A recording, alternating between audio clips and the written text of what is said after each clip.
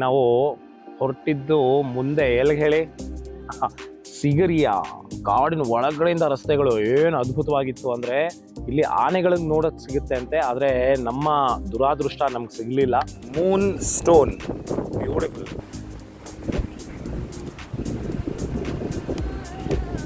Wow wow wow, so beautiful, so nice.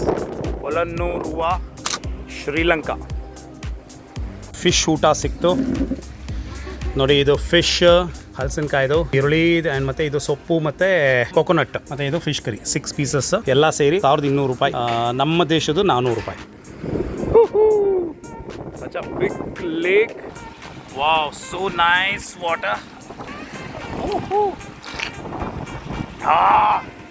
So sweet water. Very sweet water.